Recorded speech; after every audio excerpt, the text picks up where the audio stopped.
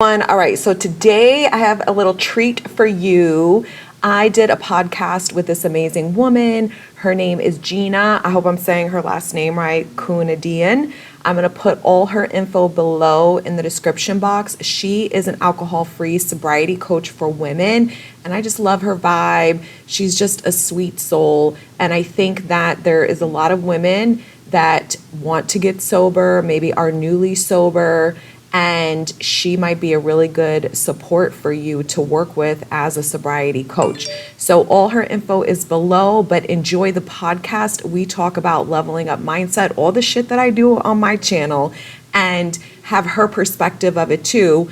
And also talked about, getting sober and the importance of people staying sober and the mindset shifts to happen as well. Those of you that know, I am a therapist and I worked heavily with addicts, adult addicts and their families for many, many years. I also personally have given up drinking. I don't drink anymore. I was already over it. I'm not an alcoholic, but it just provides no value in my life. It doesn't make me a better person. It doesn't help me work better. It doesn't enhance my performance in the gym. It doesn't make me a better coach. It just doesn't do good shit for people. So I decided that I am no longer drinking. And I think that we need to normalize this and people start really looking at their habits and stop doing the things that are not allowing you to be your best self and move you forward in your life. And let's start normalizing becoming fucking healthier physically, mentally, and emotionally so you become the woman of your dreams. So check out the podcast. I love this lady. She's a sweet, sweet soul, and I wanted to support her and put her on my channel. Enjoy. Welcome back to the Shine Within podcast. I have a lovely guest here. I'm so excited to have. Her name is Kim Velez. She is a trauma therapist turned kick-ass life coach who's got your back. Kim has been through some tough times herself, including being in informal foster child care, but she's turned her pain into power, and she's here to help you do the same. She's all about guiding women through the healing process and empowering them to rewrite their stories. No more holding onto those limiting beliefs or being defined by your past. Kim Velez creates a safe space where you can process your pain, discover your inner strength, and unleash your true potential. She's got the tools, the strategies, and the unwavering belief that you can transform your life. Kim is all about giving you the support, insight, and techniques you need to level up. She's all about self-love, changing your self-concept, resilience, and helping you become the woman of your dreams, Kim. Yay! That's the fun part right there. Yes, I'm so excited because I was just watching your TikTok. I was going to be honest. And I was just, while I was doing my makeup, I'm like, I want to see her TikToks because I just fall in love with TikTok, and your videos are just so inspirational, so amazing, and they help so many women. Thank you. Thank you. Yeah, my whole thing is I had to go through so much and really overcome a lot of limiting beliefs and awaken to so many, spiritual concepts and just the work that we do, that I was like, once I learned all this and I actually applied it and lived it and it worked. And then I was like, I have to share it to the world. Like any woman I come across, I'm like, work on this. We got to do this. We got to do that. So I'm like, any social media I try to get on and just really put it out there like crazy, just to empower people. That is beautiful. And I would love to hear about more of your background and your story and how you became this amazing life coach. And you were a therapist before as well, right? Yeah. And I still am. I just don't practice. So I had a couple lifetime journeys, but basically, I grew up in foster care. In my teen years, I had an alcoholic father who was very violent, was absent for most of my life. My mom did break that cycle. So I give her so much credit for having the strength of walking out on him when I was younger so that I wouldn't grow up like she did. But there was a lot of things that were imprinted. And even with my growing up with her, that really just, left an impact on me, like all of our childhoods do. And I didn't realize that. So when I grew up and became an adult woman, like I didn't understand these limiting beliefs in me. And for me, they really got highlighted in my love life. And I really didn't understand why until I got older, because then I had a pattern that developed for myself where I was able to say, wait a minute, all these men and I'm the common denominator. and they're all different. So there's something going on with me because I'm allowing this, I'm manifesting it, I'm experiencing this over and over again. And so I ended up becoming a therapist, and I specialized in trauma and PTSD and drug addiction. And I really loved that. And I knew I was put on this earth to help people. And so while I was going through that and being a trauma therapist for about 10 years, I knew it was time to evolve where I'm like, I want to help people, but in a different way. Because I really was meeting people when it was life and death.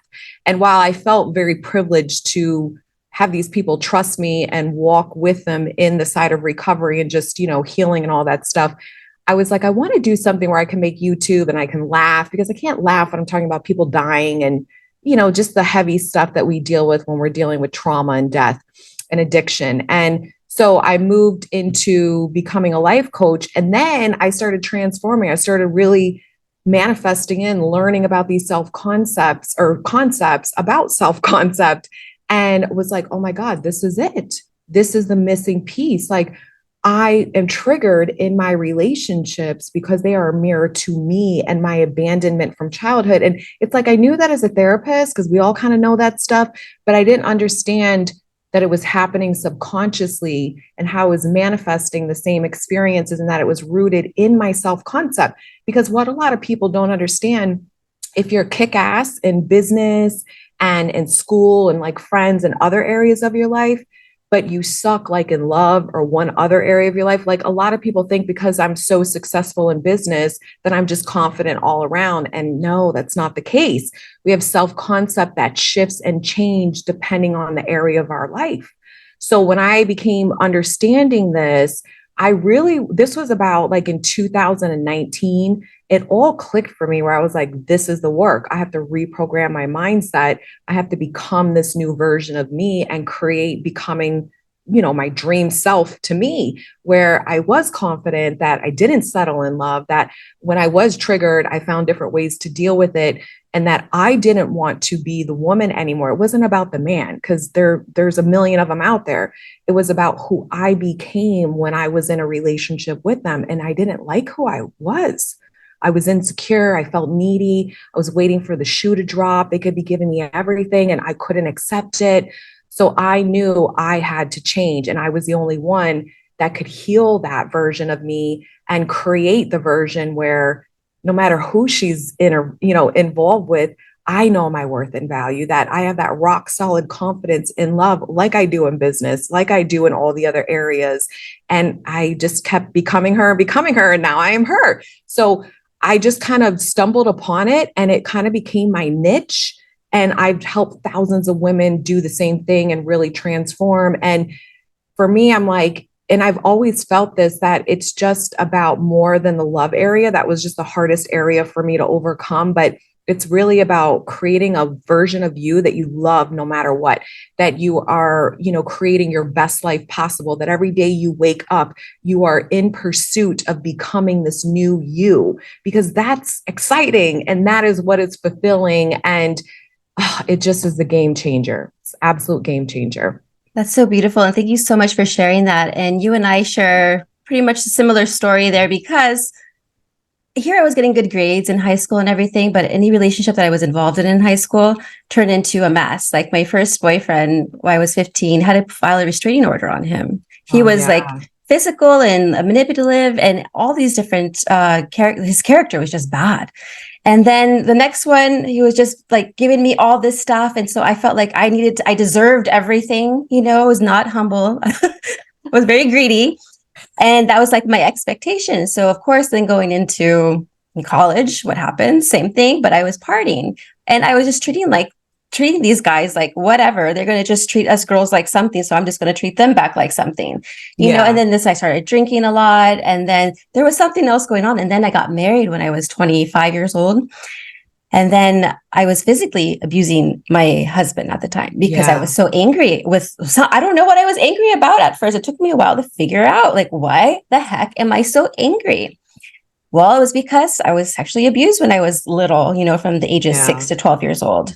And then it didn't register to me, and my family never knew until I was about 22 years old. We had a meeting because they're like, okay, Gina's going to have like, it was like what do you call those intervention meetings, family meetings? Because I was doing some drugs, drinking.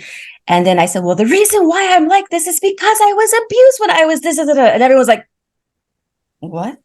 And I finally came out. I don't know, something within me was like, it needed to come out, but I'm so happy it did because after that, I mean, it took a long time still because I'm 41 right now, but I didn't start really taking care of myself until I was like 35, 36 years old. That's when I started transforming my life completely by not drinking anymore and discovering who the heck is Gina? Yes. Who am I? I mean, yeah, like, look, you've had all these things happen and then we're numbing out and, we're distracting ourselves from the inner pain because no one teaches you how to heal your shit. Nobody says our parents didn't even know how to do it, which is why it gets passed down generation after generation, right? And there is no one in the school system. And thank God we have YouTube nowadays. I know when I was in my 20s, like we didn't have YouTube. We didn't have social media. So like you literally, how did you find out information that, was all over the world? I didn't even hear about a lot of things until the internet really took off, like in the last 7-8 years. And so this is very common. This is what happens to a lot of people is that we don't even understand what is going on in us. And we're taught to blame outside of us, right? Especially women. We get taught like, you're just picking the wrong man. And not to say that the men we were manifesting in or women, whatever we date, right, that we're manifesting in versions of people that are unhealed clearly because we were unhealed and they had bad character and if they are abusive and things like that. But we allowed that in our lives. So we had to take responsibility that why am I believing this is all that I'm worth? And who am I when I'm in these relationships, right? Because I, like you, like I had a lot of anger in me. Oh, I was so angry for so long too. And it would come out with, rage and screaming and yelling. And I was married for 10 years and I had my son at 19. And I remember when he was 8, I made the decision to divorce his dad because I'm like, I don't want my son growing up thinking this is how love is, where it's screaming and contention. And I was like, I have to work on me and figure out who I am too, because I didn't even know who I was as an adult woman without being a mother or, being a wife. I'm like, who is Kim Velez? And so that's beautiful though, because you've had to learn that for yourself too. And then we start figuring it out and uncovering the things we're supposed to uncover to, continue the healing process. Totally. That's 100%. And I feel like if I was mentored at a young age, things would have gotten better. Probably would have made different choices. I would have felt like I was worth something. And so then that means I would attract men that I felt that was aligned with myself at the time. But you have a nice process. You actually uplift these women and you talk about the power of self-concept with them. Yes. Can you speak a little bit about that? Oh, absolutely. So self-concept is how we see ourselves in relation to an area of our life. And I really believe that we have to reprogram our minds to really know that we are worthy and deserving to literally have it all. And it's not coming from like an egoic place where we're looking down on people and things like that. It's really knowing that part of self-love, well, the main thing to me of self-love, right? Because love is an action word. So it's like, if I'm loving myself, then how is my inner self-talk? What is my perspective of me? Who am I being every day? Do my inner thoughts, my inner dialogue, the way that I'm thinking to myself, and then my behaviors that I am, doing every day, do they match my future version of me? So self-concept is really changing how you see yourself. Because if you believe in like the spiritual principles, which I definitely do, everyone's a mirror to us. So we're always going to manifest in people reflecting to us and manifesting in experiences that have to give us what we subconsciously believe, which is, and in my past, when I started working through my triggers with a man that was in my life for quite a while, and he was my mirror, and I allowed that to teach me because we can only do so much work alone. And then we need the intimate partner to be able to show us what's still triggered in us and activated in us of our old self-identity. And I can remember very distinctly like how I was triggered all the time. And it was me, it was nothing he was doing. And when he was giving me everything I wanted, I couldn't accept it because of my belief that subconsciously I did not deserve someone to actually love me and want me. And I had no clue that love could be healthy and feel good because I'd never experienced it except with my son. My son was the only, unconditional love. So I had to learn, all right, as much as I loved my baby and literally would die for your child, right? That's what a lot of mothers, if not all mothers, would do.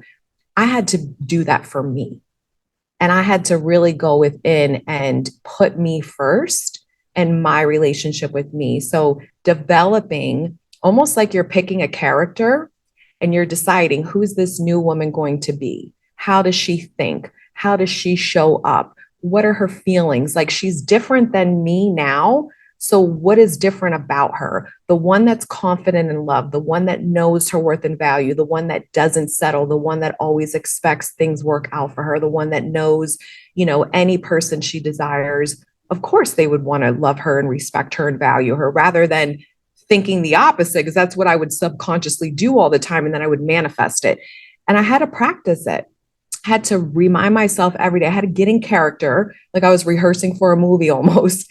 And I had to mentally interrupt the thinking pattern because we have 70,000 thoughts every day that are literally on autopilot. And you have to take conscious effort to interrupt it and train your mind to redirect your thinking over and over. And we don't believe the new self concept. There's no way when I was telling myself for, oh my gosh, several months, oh, I'm amazing. I'm worthy. I'm being chosen. I am loved. I am adored. Like, I didn't fucking believe any of it. I don't know if I can swear. Sorry. It's okay.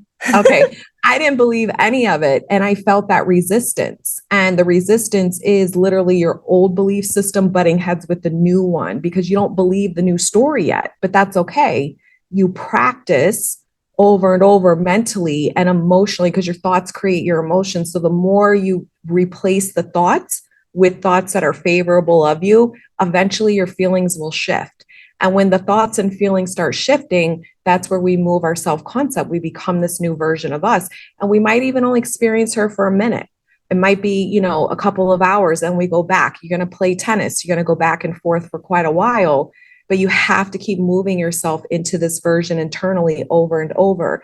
And you do it over and over through scripting, through the moment you open your eyes till you go to sleep. You have to be mindful of where your thoughts going. And you have to consciously direct them to the new story, the new programming until you've convinced yourself that this is who you are. And it takes a lot of work, but my God, it is so worth it. It's so worth it. Absolutely. It's worth it because I remember when I was just seeing my mentor and we were going over the whole mindset and how to reframe your thoughts and, becoming that character of who you want to be.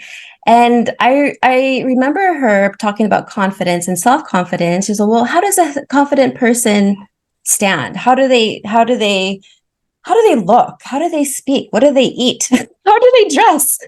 So you have to really fit yourself into that character. Yeah. And it does take practice, like you said. It's not going to happen overnight, just like how you became who you are or were your old self. Yeah. It didn't just happen overnight. It was all learned. And it was through practice by influence of friends, family, TV, media, whatever. Oh, yeah. And I mean, that's another podcast in itself about how much it could influence. Oh yeah, we're so conditioned to everyone outside of us. It's like I uncovered so many things, not just from childhood, but just like you said, from, years of being a woman in the workforce and just the way I was programmed and shamed for being, attractive and having a figure and things like that. I mean, it was just crazy. And I had to deprogram myself of a lot of things that were making me feel like I couldn't be my authentic self. And just here I am, and proud of everything about me as a woman. We are beautiful swans and we are seductive and sexy and just amazing. We have so many facets to us and we need to be empowered to be who you are and not let people shame us to, dim us in a lot of ways. Yes, because a lot of times in high school and in college and even like your supposedly best friends, they would be like, well, why are you wearing that? Why did you change your hair? Well, why are you working out again? And it's like, well, why not? Yeah. And it's like, yeah, go ahead. No, sorry. I was just going to say too, a lot of people do this. I mean, I lost friends that I had for 9 years, like two best friends that I literally talked to both of them every single day. We did everything together. And I lost friendships with them both in a 6 month span when I started this overhaul process. I was actually okay with it because I knew what was happening and I knew I had outgrown them and it was time to move on. But it was interesting to watch because when you level up, then you're holding a mirror up to everyone around you that you used to do those old behaviors with, where they're like, you make them uncomfortable now because now you're not settling and you're demanding more from yourself and you're conducting yourself in a higher manner, a manner that honors you and really shows that you care about you and love you. And it's going to scare people because they're not doing it. And so they're going to want you to stay stuck with them. Yep. They want you to be at their level, but that's when you have to say goodbye to your friends, those friends, and find some better friends who are either at the level you are or who you want to become. And like what you said about the whole femininity, it's a beautiful thing to be feminine. I love it. Like when we were little, or at least me, I love to play with little dolls, and you would do their hair and dress them up, and then we were then getting conditioned like, no, we need to not look pretty. We need to wear like boyish clothes. Look, no makeup, which is fine, which is totally fine for those who don't want it, but for the ones that always loved it or wanted to still dress up, Yeah. I mean, it was horrible because there's this phase that I remember in elementary school, I was like, I think sixth grade. I went through a tomboy phase because in fifth grade, I got like so many hate from girls. This is fifth grade. Oh, Can you believe that fifth grade? Getting so much hate yeah. from girls. I even No, got into a yeah. fight. Someone fought Yeah. me because they thought I was too pretty or something. Yes. And so I Yes. made myself uglier on purpose Oh, in yeah. sixth grade. And Yeah. then here comes seventh grade. Okay, then I changed a little bit. I started to wear my skirts in school because I like dresses. I Yeah. love it. Like, you're beautiful. Yes. You gotta show the hourglass off. I know. I know. So I Well, hated and that. I think too, part of it, like my perspective on that is I think as women, not to get in the patriarchal society and all that stuff or, conditioning, but we really, since the dawn of man, have been oppressed. I mean, I don't feel, systemically we're not oppressed anymore, but there is societal oppression still in some ways because we've been taught since the dawn of man, because of the men ruling everything, right, to push us down and make us feel shameful and things like that, because we are very powerful divine goddesses, and I think what happened is it created such a culture, especially when we couldn't work and it was against the law to have your own money and all those things. It was very competitive for women against women to get the catch in the neighborhood so that, they could be married off and successful. And some of that mindset, generationally is still being passed down and taught to women. And so I think women like us, coaches coming together and really supporting and uplifting women is a new way to say, like, no, we're not in competition with each other. We're here to uplift and empower and support. And there's still not going to be some women. Again, I remember I had one woman, so I always wear a lot of crop tops, and I always wear like high collar ones typically, but every once in a while I have a low cut one and, some cleavage might be out or whatever. And this woman, one time, she left a comment on my Instagram where she was like, oh, this is why you made your money. This is why you built your business based off, basically my boobs. And I'm like, my God, I had like out of 100 videos, maybe one with cleavage showing. And I just laughed and blocked her because I don't even like care about stuff like that. But I was Yeah. like, that's the insecure mindset. That's a woman who doesn't love herself and feels inferior in a lot of ways to attack other women, and it happens all the time. So I think when we heal ourselves, because only when you heal, you won't do that because you're not feeling insecure with other women. There's abundance. That if she has what you want, she's not taking anything from you. She's actually inspiration for you to know that you can have it too. And so the more of us that heal ourselves and come from that aspect and teach other women the same, then we're all rising collectively and becoming more empowered sisterhood, because there is a lot of healing that needs to happen in our sisterhood because of the way I believe that, we have been raised since, we were so oppressed from a long time ago. It's still, the mindset's still lingering. But we can't do it until we heal ourselves. Absolutely. Now, what are some ways we can shift our mindset, like easy ways to shift the mindset, like that we can do today? Yeah. So what I love to teach people is basically you want to know who you want to become. And it not that you have to know the whole picture right away, but I really like when I was redeveloping myself, which I'm always doing because it's so fun. I'm like, what movie script do I want to play out this year, you know? But I really look at intrinsically, who do I want to be? Like if I'm feeling insecure in a certain way, or if I'm feeling not good enough, or I want to be more authentically me, or just whatever these characteristics are, I identify them because I think it's important. So I sit with the notebook and I write out like, who's Kim 2.0 version, right? And I go through, and it might even be, I always include daily habits because you want to be in sync with the new, self concept, like internally and behaviorally. So I look at what are habits that I can remove in my life every day that don't support me becoming that new version, and what do I replace them with? So then I have a clear objective of who I am. And then when I decide who I am, I write out affirmations. And I can say things like, I am, trusting more. I am healed. I am confident. And again, you're not going to believe this stuff, right? I'm good enough and worthy to have what I want. It's just understanding that if I'm going to actually learn how to reprogram my mind, I have to pick the story that I want it reprogrammed with. And so then you persist in that thinking, and you have to pay attention to your mind throughout the day, and you have to play the part internally, and you're going to get triggered. You're going to have your reality not mirror to you, the new stuff you're, manifesting or who you're becoming. You're still going to have old, reality. We call it 3D reality in my world. I don't know if you call it that, but you're going to have the old mirrors of people and old versions of people, pretty much still reflecting to you who you've been, because that's who you've been the longest. It's been held in place. So the mirror can still show you reflections you don't like, and it's going to trigger you. And you have to go within and you do the work to heal the trigger by, who am I being? What do I want? Even though this is happening, even though they just said this, even though they're not doing this, I'm still good enough and worthy. And I don't need evidence in my reality to tell me that I know this about myself. And you don't know it, but you have to keep doing it until you convince yourself. So it's important to know the aim, because without the aim, we wander and there's no clear path. You know the aim, you write out your affirmations, how you want to feel, who do you want to be, what are the new perspectives you want to hold, and then the daily habits. And you have this little mini script. And then I would carry it in my pocket. I would put it on my mirror. I put it on my phone so that I'm constantly pulling that out to remind myself, this is who I am now. This is who we're becoming. I'm in the process of becoming her. This is me. And you say it over and over and over, especially when you're triggered.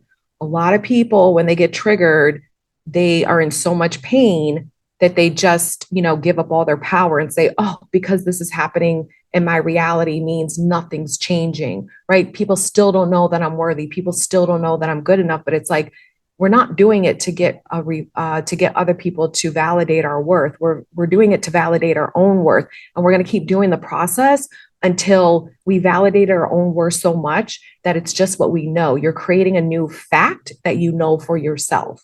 And it's not a fact in the beginning. It's not a fact for a long time for some people.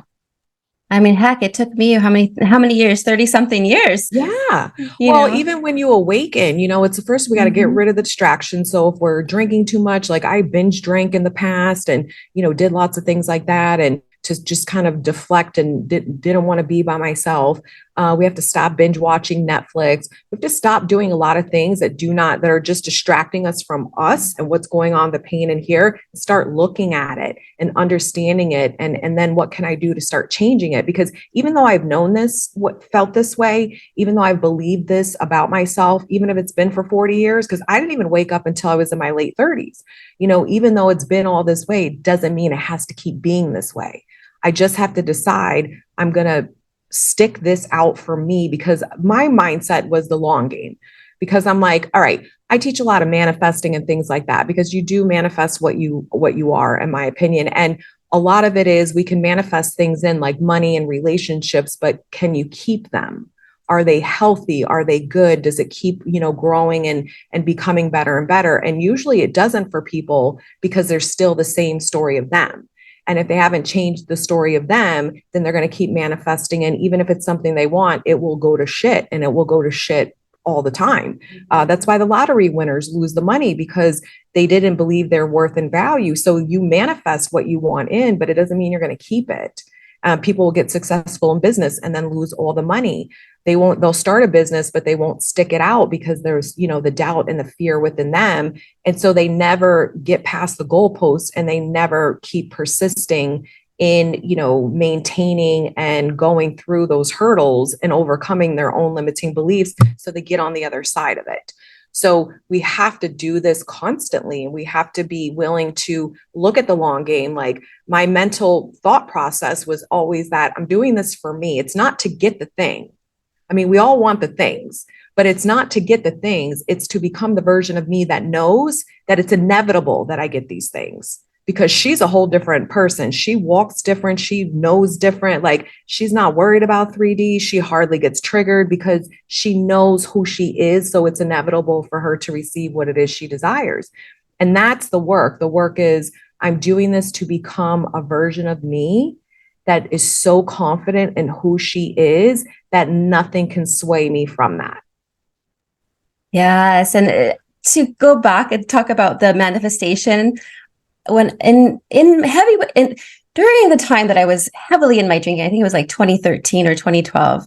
I remember with the husband at the time, we were doing like our vision boards, those vision boards that we do. Yeah. I swear everything on that board came true, even though I had a crappy marriage, even though I had everything around me was crappy. My health was crappy. My mindset was crappy. It all came true. But guess what? Like you said, that's all gone now. I don't have any of those things anymore on my vision board. No, but I love that, because you just validated what I know and what I've been teaching for years, that people don't understand that we can manifest it in with a shitty self-con. You know how many sexy, gorgeous men I manifested in?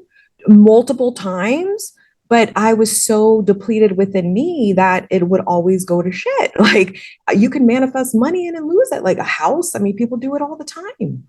Yeah. So that's what I wanted to bring up. Is like, you're totally right, because it happened to me. Everything is gone. But now that I have to be careful, like I've gotten to a different consciousness level now, that whatever I'm thinking, like quickly comes true. Like, okay, we go hiking all the time. That's good. That's good. This is good. This is good. But it could be a little bit scary. And I'm going to tell you a funny story. My husband and I, we went, my new husband, been remarried in 2020. We went hiking, and, I was working on this Kundalini yoga thing with my yoga teacher. And in my head, I was like, I'm going to see a rattlesnake. I'm going to see a snake here, in my head, right? I swear, we've hiked there like millions of times. We've never seen anything. We've seen bobcats, we've seen dead carcasses, we've seen all these different animals, never a snake. What happens? My husband, oh, there's a snake over here. I'm like, what? And it was a freaking rattlesnake. I'm like, I'm not surprised. I totally get it. Like, well, okay. Yeah, and that's what a lot of things is manifestation, right? Is so when it materializes in our reality, it's like the final step. Right? There was all the internal thing. And this is why thoughts do create things, but people don't understand, because we've been misled through law of attraction theories. And it's a lot of ambiguity out there that doesn't make sense. And that's why it's a lot of hit or miss. But it's really understanding that there was no resistance in your mind or story of you tied into seeing the rattlesnake that was so dominant and prevalent in you, and like a known fact in you, that's why you thought it and it came. Because see, this is what happens. Like we say, like, oh, I want $1 million, or I want to have all my coaching clients booked, tomorrow, or I want, the man of my dreams to walk in, right? And then a week goes by and nothing, right? Because usually what's happening is people are still walking around subconsciously, not aware of their inner thinking. Even if they are aware of it, there's still so many negative thoughts about who they are and what they get to have. And they're still looking at their reality and they're like, it's not here, it's not here, it's not here. So that is going to supersede and delay what you want from materializing, because it's dominant in you. So when we have like the little things like, you could find money on the street, or the rattlesnake, or I just manifested a new Nespresso machine, like literally overnight, didn't even want it, because we manifest things we don't want all the time. But that was funny too. I I stopped drinking coffee in the afternoon and then I started again. And it hasn't in this office. I had a Keurig and I haven't used it for like a year. And then I was like, oh, the Nespresso, maybe I want to get that. And I go, no, I have two Keurigs. I'm not going to go waste my money and buy, an espresso. And literally the next day, I went in here to plug back in it was literally a year old, this Keurig thing, and it didn't work. It completely was dead. I tried all the different outlets. I go, oh, now I got to get an espresso. But, we do things like that all the time because I didn't have the story where I'm like, oh, I want an espresso. But then I was like, no, I'm not worthy. All the Nespressos in my life have left me. Nobody wants me. Like, I don't get what I want. Love is hard. Like, there is no story like that. So it comes in quick. And that's what people don't understand. And then we're also, mistaught a lot. There's a lot of people that are like, oh, you can manifest everything in 24 hours. And I'm like, no, the fuck you can't. Because if that were the case, that coach saying it would have manifested everything in 24 hours. And I can guarantee all my money in my bank account, they have not manifested everything in 24 hours. And we have to stop selling people that, because the goal is about, again, you're overcoming any limiting mindset beliefs you have, programming in you that are making you believe and think and feel and know that you can't have something you want. That is it. And some things take longer than others.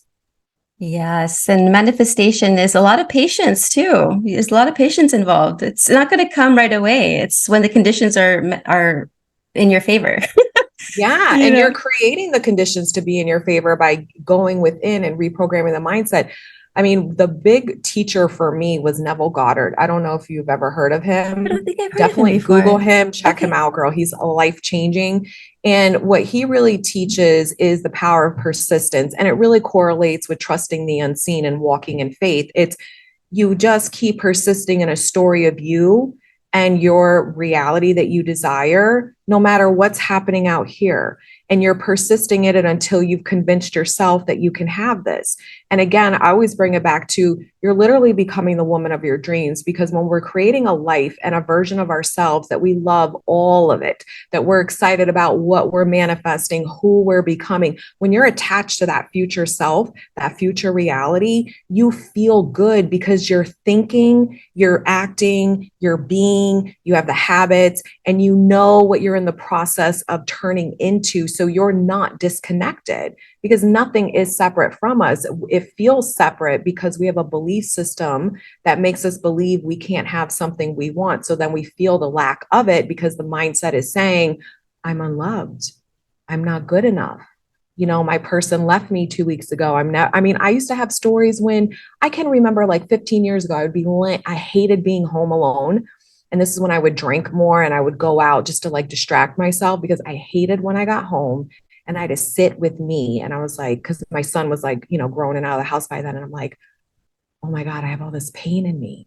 And so I subconsciously would just book plans with people, and I would drink enough so that, I would like have a nice buzz and not have to deal with me and go home. And then one day at like 6 months doing that, I was like, okay, this is either going to turn into an alcohol problem. Like, this is not the answer. The pain isn't going away. You have to face you. And then I stopped doing all of that. And I started the inner work to really start healing some of those wounds. And then it just, continued and continued. But we have to stop running from ourselves. And no, as much as it hurts, it's not going to kill us. But if you want to have a different reality, if you want to become the woman of your dreams who isn't burdened by her past traumas, then let's normalize that we're fucking healing ourselves. Like, we have to normalize that it's good to be healed, that here's how you heal yourself. Here's how you empower yourself. Here's how you overcome all the crap that was dumped on you that you didn't ask for as a kid, because we didn't. None of us deserved it, but we're the only ones to validate that and take that away from us, not our mother. I never get an apology from my mother. My mother will take no responsibility for her actions, or my father, but I let go a long time ago that I needed them to apologize in order for me to know that I didn't deserve that. I just said, you know what? I don't even care anymore. I just don't want to walk feeling like this and carry the rest of my life being this woman who's unhealed and hurting from shit that happened to her, 20, 30 years ago. I'm not her. I don't have to, I need to love that part of me. I need to heal her, reprogram her, and decide I'm someone different. And that's what I did. And I don't need the apology because I know who I am. Yes, you reminded me also. I remember my mom, she also had grown up in foster care, but yeah, I forget the ages, but she had gone through some trauma herself with her mom being very physically abusive, always, talking down to her. And I know my mom's done her best to raise us, but, she has a lot of, she's still Yeah. healing right now and she's in her 70s. And you reminded me that one time, and this is when I knew I was changing. She was like, well, aren't you going to care what so-and-so thinks? I said, you know what? I don't care because I know who I am. I don't care about their opinion. It doesn't matter to me because I know I'm okay because I'm not doing anything wrong. I'm doing it for myself. And so she kind of was like, whoa, who's my daughter? That's I would be like, beautiful because though. yeah, normally I'd be like, Mom, what do I do? Oh my gosh, I'm so scared. They're going to think about this about me. And I would always beat myself up and it caused so much anxiety. But now I'm Yeah. like, nah, I don't let it go. I just let it go. I'm like, Yeah. I don't care. I'm just Well, having fun here. yeah, and it doesn't even matter, right? Because honestly, if we're sitting here worried what someone's thinking of, it's because we feel insecure in that moment. And so we're nervous and we overanalyze. Like I used to do this too, with new friends or any new situation. I would be in my head like, oh my God, was that? Because I'm very like direct when I talk with people and like really straightforward. And so I would always be nervous with like new people in my life, like, oh, maybe they got offended. And I would sit here and carry the story for hours and days, worrying about if I texted it was insane, and I don't do that anymore. I'm just like, I don't even like think about it. And if my mind ever does default back to that, I go, girl, are you kidding me? Like you love everyone and everyone loves you. Like you don't think about things like this. And then I just shut it down and I redirect my mind over and over again until it stops thinking those things. And then I move on and that's it because we can't sit here and live and it's our own insecurity in that moment. And we get this with good stuff too. This is another thing people don't teach a lot is when you're actually getting what you want, you're going to be triggered. Like every time I up level my bank account, every time I up level my bills, my lifestyle, anything in my life, I get triggered when I have like 3 employees working for me. Every time I hire a new one, I get triggered because my brain starts to go in fear mode because it's just something new, even though it's something good, because obviously if you're hiring more people, you're making more money, your business is thriving, right? But I go into like, oh my gosh, what if now my business just, crashes and and all these things. And I have to work through the triggers every time. Like, and people don't talk a lot about that, and it's like, that's why people struggle when they start getting what they want. And then the mind starts getting nervous and scared because you're going in new territory.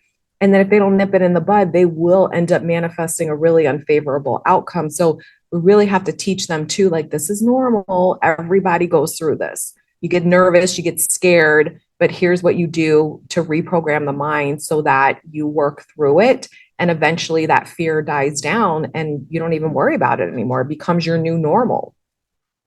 Yeah. And I was saying that this earlier, it's a lot of it is just practice. You have to practice, like you're studying for a test. You have to practice, and then until you ace the exam. It's all a matter of practice. Yes. And how Yeah. can people heal themselves? I know the question that I always get, how do I heal myself? How do I heal myself? I'm like, there is no fast way. Do you think there's a fast way actually? Is there a fast way? What I know, and yes, because I think it really depends. There's so many levels to us, and there's so many nuances, and there's layers to that onion we're peeling back. Because there's certain beliefs and things in me that were really easy for me to heal and reprogram, and then there was things that took me years. So it just really depends on what the work is. But this is what I always tell people is we don't care how long something takes because as long as you wake up breathing every day, you're either going to be working on healing you and focusing on the new character, focusing on who the woman of your dreams is, who you're becoming. And by doing that process, you're healing and removing yourself from that emotional pain, from that old version of you and that old reality. Or you're going to wake up every day and you're going to reinforce the emotional pain. You're going to reinforce that old version of you who doesn't know her worth and value, and you're going to perpetuate it. So every day you're alive, you have the choice to decide who am I being? Who am I choosing to be right now? And I always say, go for the one, that is healed, loved, wanted, and good enough. And she knows this shit about herself because one day you're just going to wake up and you're just going to be her. And even the shifts I've had, like when I look, especially like my self-concept and love, because that was like the biggest overhaul for me. The other ones are like tweaks and, they're there, but it's real minor and they're quicker for me to overcome. That one took the first year that I really like dedicated myself to working on that. It took me at least a year for me to dominantly feel good enough and worthy enough in my love life. But in that year, I had many shifts. I had many epiphanies. I had different layers unraveling that I felt better and better. But it just took me about a year to really kind of flip over that 50% mark. And then it still took me time and time, but it's fucking worth it because if I didn't wake up every day and decide I'm going to show myself today that I matter, I'm going to make myself a priority. I'm going to validate my worth by me going within and choosing the story and the thoughts and the habits that support my best future, my best outcome, what I'm aligning, who I'm becoming. Then if I don't do that, no, who's going to do it for me? No one can. So I might as well just keep going as long as I wake up. Why not? Time's going to pass no matter what. You're not going to care. When I look back and I was like, holy shit, how much my life has changed. I went in 3 years from a 1-bedroom apartment to a 3-story $1.5 million property. I went from a woman who felt so insecure in love to confident as fuck and manifesting amazing versions of people that like up level me beyond belief that I couldn't even comprehend 3 years ago that this is who would be in my life, And I also became someone who her business has grown. Like I've 6x'd my income in 3 years just because of the work I do for me and train myself. 3D, if it triggers me, if the reality is showing me something that goes against what I want, I go within. I don't pay attention out here. But the only way to do this is you have to train yourself to be aware of your mind as much as you can throughout the day. This isn't, I'm going to visualize something for 5 minutes and then all day long you're thinking the complete opposite. You're not going to get what you want that way. Yeah, you're right. And I remember when I would wake up, even to this day, I'm going to have those. I'm a human, we're going to have experiences where we're just like, oh, I feel like crap. Oh, I'm moody. And we don't know where it comes from. Yes, we don't know PMS, where our spirit goes, stress. during our sleep. Who knows what we come back with? But it is up to us then to change. We have a choice. Like, hey, do I want to sit with this or do I want to move on and just enjoy my day? Yeah. So we always have a choice. It's not accepting too. Like for me, I'm like, is this acceptable to me? And if the answer is no, then I say, okay, what do I need to do? Like I have always been fit and in the gym for like the last like 9-10 years, never had any weight issues. And I used to have them well before that. And I got perimenopause and started that whole process and my hormones were crazy. And I put on some midsection weight and I was like, oh, what is this? And I was not myself at all, but I was like, this is not acceptable. Now it took me time because I started accepting it. So I had a lot of conditioning from society about what happens to women in their 40s, da da da da da. And then I was like, you know what? That's some BS because there's lots of women that go through this and they figure it out and they don't gain 900 pounds. And I don't have to be, someone who feels awful. I can change my mindset. I can get the right help and I can take the right actions to support that leveled up version of me. So that's what I did. And like, I've been back, I wasn't doing everything that I could. I went back to the gym 6 days a week. Like I've always done. I had stopped and was going like 4 days a week because I was so like mentally just like giving up on myself.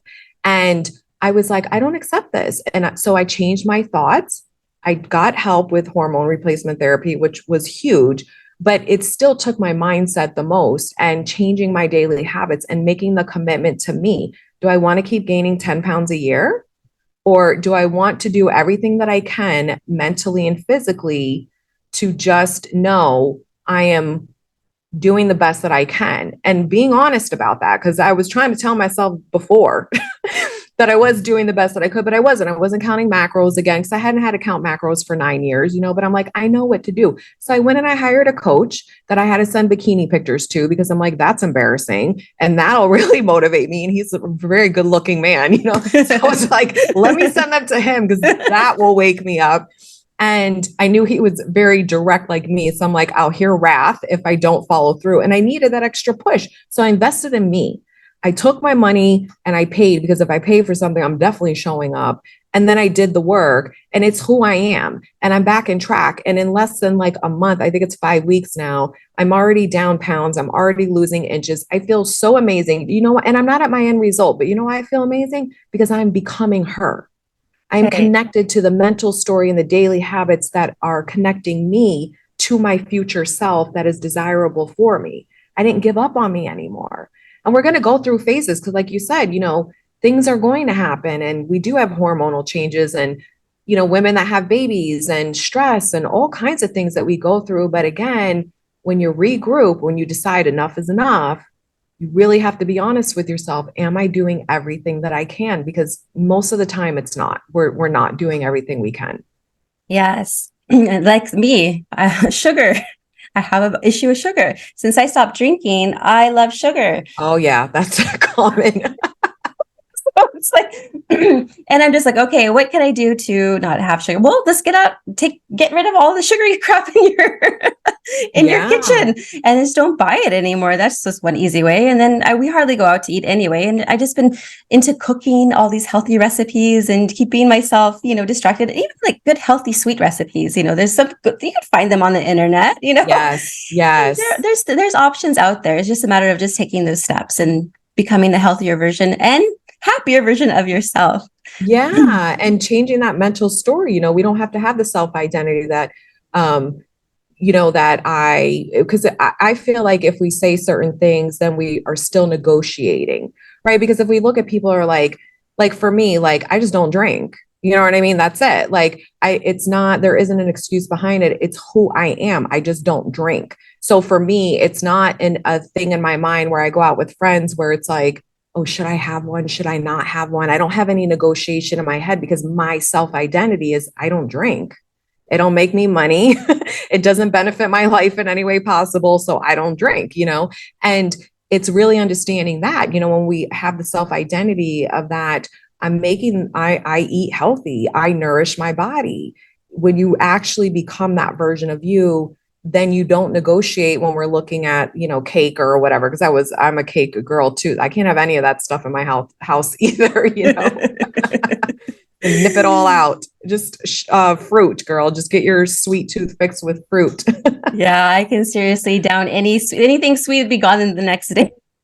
Well, and you know what too, like what I would do too, and I'm just sorry, I'm not trying to coach you here at all. Oh, no, I have to share because I'm always about empowering people. Yes. Well, it's kind of like, look at when you decided to get sober, right? Like you made the commitment to this is the version of me. And these are the thoughts and perspectives about alcohol that I'm going to have and my lifestyle, right? And then you became her. It's the same thing with sugar, right? Because there's lots of women that quit drinking that are alcoholic and no longer drink and are sober, and they didn't struggle with the sugar long term.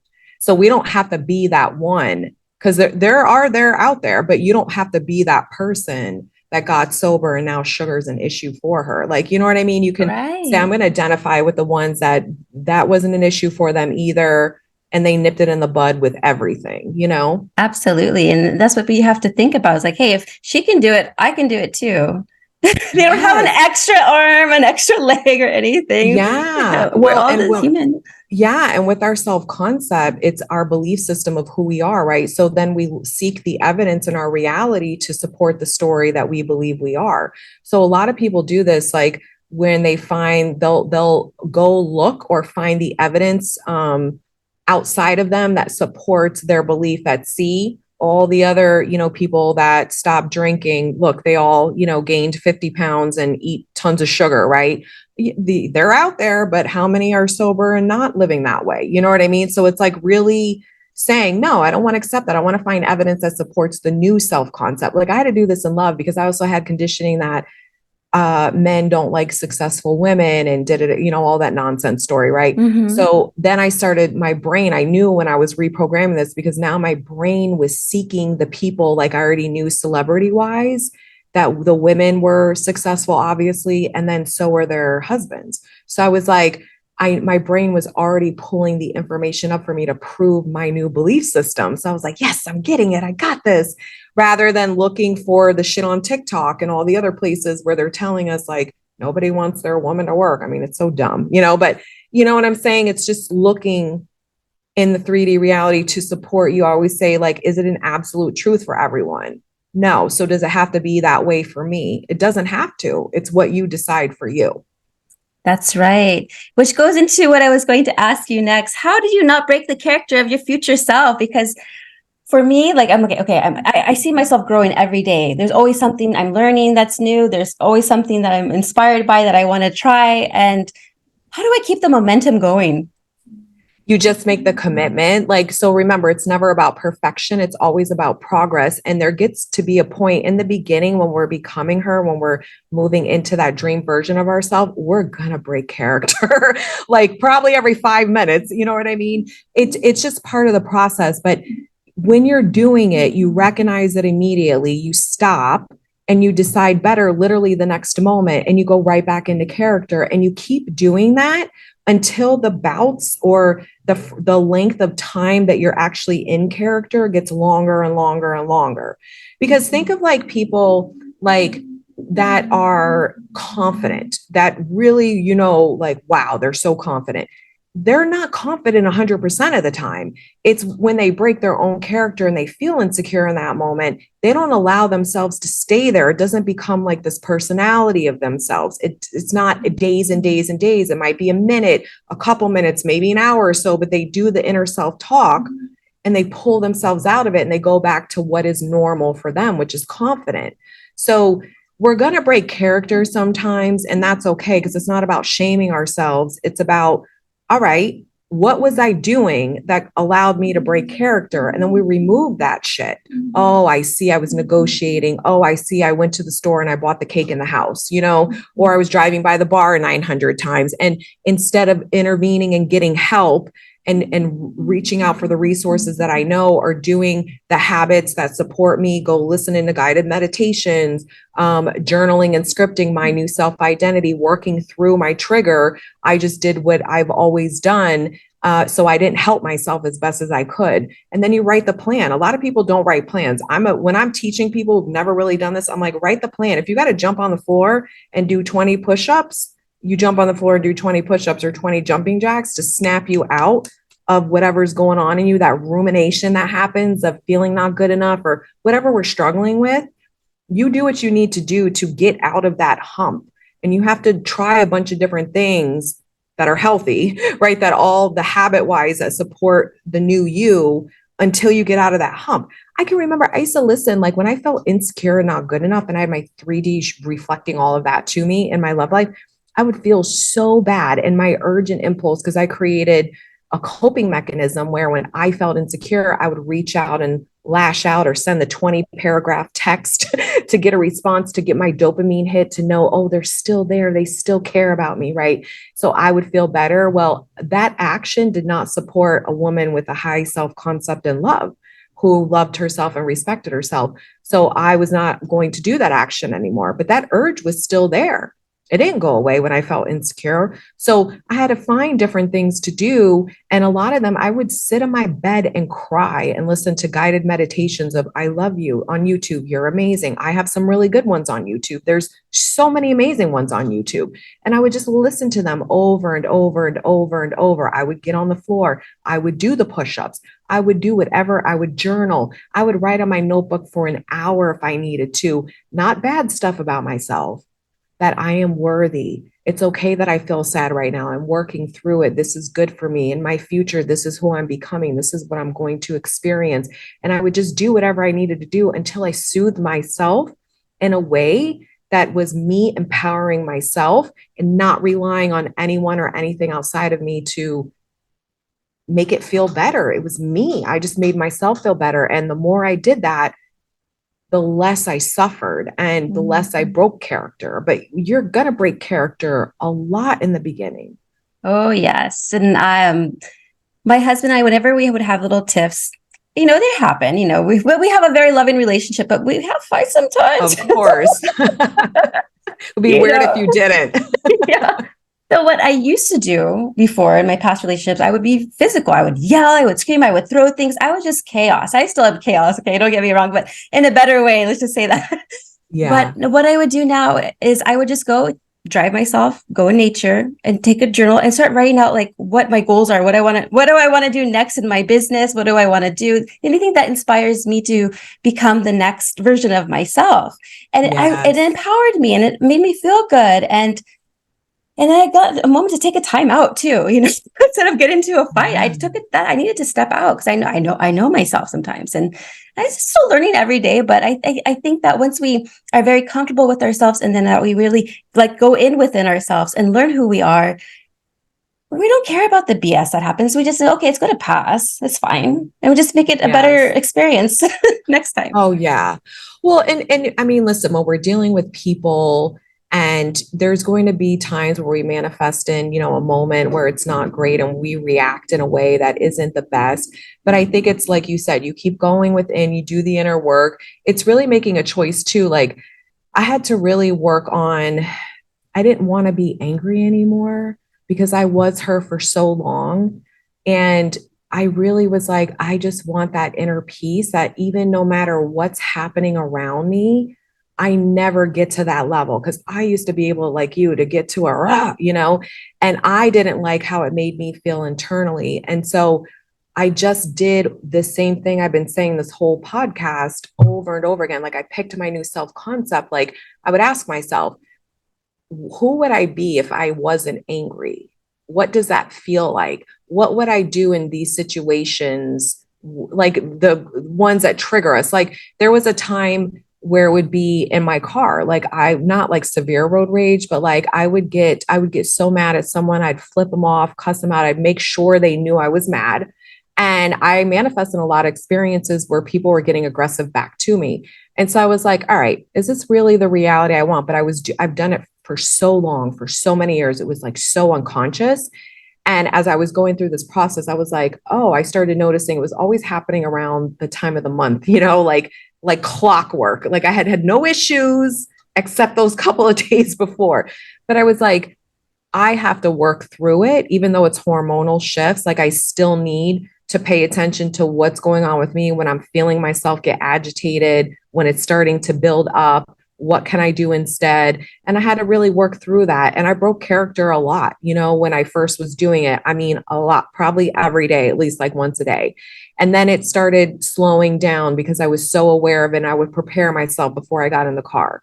Like, all right, everybody's going to be nice on the road today. Even if someone's an asshole, you're not going to lose it because this is who you are. You're calm. You're an amazing driver. You don't care who's rushing around you. Like I just really had to have new self-talk and decide I want to be someone different.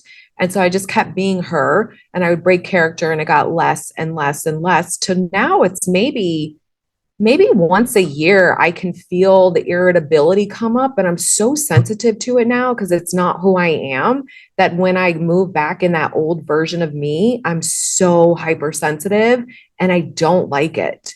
I don't like it. So I take the deep breaths, I do whatever, and I nip it pretty much instantly because it's just not who I am. But I used to be her all the time. That's great. Yeah. And it takes work and practice, like we were saying, but it can happen. It happens. You it happens can get every through day. It. Yeah. Every day. Okay. Just do it. You're worth it. Yes. Everybody's worth it. That's what the That's whole right. thing is. We don't have to hurt. We don't have to emotionally suffer. The reason why we have emotional pain is because we keep reliving past trauma. Not that it doesn't affect us, but we don't want the trauma to define who we are and what we get to have going forward. And I think that's really empowering because I worked with so much trauma as a therapist. I mean, that was my specialty. I work with first responders, vets. I worked with women who just have been through a lot, men who have been through a lot, and a lot of trauma. And it's really understanding that little girl that was hurt she deserves love and attention and to be cared for the way that and protected the way she wasn't when she was a little girl. And we got to rewrite the narrative and the story so that she can, heal and grow up and integrate into the adult woman, who's no longer defined and owned by that period in time, because that's how you really take your power back. Like it doesn't mean we ignore it. It doesn't mean that it didn't happen. It just means it doesn't control us and define us anymore. In my opinion, that's what I see clinically really like helps people to really move out of that era of their life that has controlled them for so long. Right. Yeah. Because we are the writers, the main actors, and the producer and the director of our own story and our Yeah. own play, our own movie, Yes. whatever you want to call it. But It's oh, the it's been fun a part. pleasure having you. And I was going to ask you the question, but I think you've already answered it. Like, because we have many listeners here who are struggling with addiction, and I know you've worked with many of them, and maybe still do to this day, who are struggling. I was going to ask, is there anything else you would like to share with those who are heavily into addiction that Yes. want to break through? Yeah, so definitely you need to get the help, right? We have to get off the substances and chemicals because we all know it hijacks your mind. You're not going to be able to do the work we're talking about and transform. So that's the first thing. And then the second thing is start. So, what I would see a lot with people that would get sober and stay sober, and the ones that would just stop using and then relapse, the ones that, and I've seen a lot of them do really fucking amazing and good, the ones that crushed it was they literally picked a new, they just didn't realize what they were doing. They picked a new self identity. They understood that the way that they coped with alcohol and drugs was not the solution anymore. And they found the new healthy ways to cope, and they empower themselves with the new self concept and identity. And they literally transform from the inside out. And you need the support system. You need people who can back you up and reinforce the new decisions, and you're going to have to trust. You're going to have to trust them, but you can not have to keep going down the path of addiction. It's not going to take you 15, 20,000 years to, like a lot of people, they get scared, like, oh, I've been doing this for 15 years. And they're like, it's going to take me 15 years just to get my life on track. No, it's not. It can be so quick and so fast, but you have to do the work. But my God, you're so worth it. And there's so many people that are sober. So look for them because they're your solution. They have the results you want, and they're going to tell you exactly how to do it. And you can do it too. You just got to change your self concept. No longer be, I'm someone who uses drugs to deal with life or deal with my emotions, right? I'm choosing to be someone who's sober and loving themselves, even if I don't even know what that means. The first step is taking action to get the help to get off the substances. Yes, yes, I love that. Thank you so much for sharing that. I appreciate you. Oh, you're welcome. Listen, I love what you do because I'm like, people need to see you're walking and living it. Like you are a testimony to the power of changing and the commitment to yourself and how amazing you can become in your life. Like you heal through all the shame and trauma of things we've done and said, under the Mhm. influence and all of that. And it's just a beautiful thing. I just hope more people get sober. Yes, thank you. Yes, because we feel better when we don't drink and have that crap in our Oh, so bodies. much Our better. body thanks Well, in the us. beginning, right? Nobody does. And they're like, this sucks. But I'm like, Right. no, it doesn't feel good in the beginning, but that's why you got to keep doing the work. And then it does get better and better and better, Yes. and you become more empowered because now you're able to handle things you could not handle before that were Hmm. too emotionally devastating. You don't fall apart and crumble anymore. And you feel like, I remember I worked with so many clients and they're like, do you know how good it feels to know that when I say something, like people believe me now? And they believe themselves because they have integrity. And I'm like, that's such a beautiful thing, Yeah. because they didn't have that before when they were in active addiction. And they broke their word to themselves 100 million times and then broke it to everybody around them. And then they became this new person who didn't break their word to themselves. I mean, that's beautiful. Yeah. They're more trustworthy and trusting Yeah. and Yeah. loving. Oh yeah, so much more loving. It's amazing. I don't still work with people in addiction because I don't do therapy anymore. I just do the coaching, but I still have clients that I've worked with forever that, we're on social media. They'll hit me up once in a while and it's like they're thriving and I just love Mhm. it. Like you don't have to feel like this is like an identity that is negative for you forever. I mean, look at Wes Watson, look at Eric Spofford. If you guys don't know who they are, talk about major transformation, addiction. They're at rock fucking bottom, transformed, and are amazing men and just so successful in so many areas of their lives. Just their character development is like amazing. That's awesome. And speaking of social media, where can the listeners follow you, find you? I'm on YouTube, Instagram, and TikTok. Awesome. And I will have all of that in the show notes. And yeah, it's been a pleasure having you Oh on. my gosh, It's so so fun, nice to Gina. meet you. Oh, I You love too. it. You're amazing. You're amazing. Oh, thank you so much, Kim.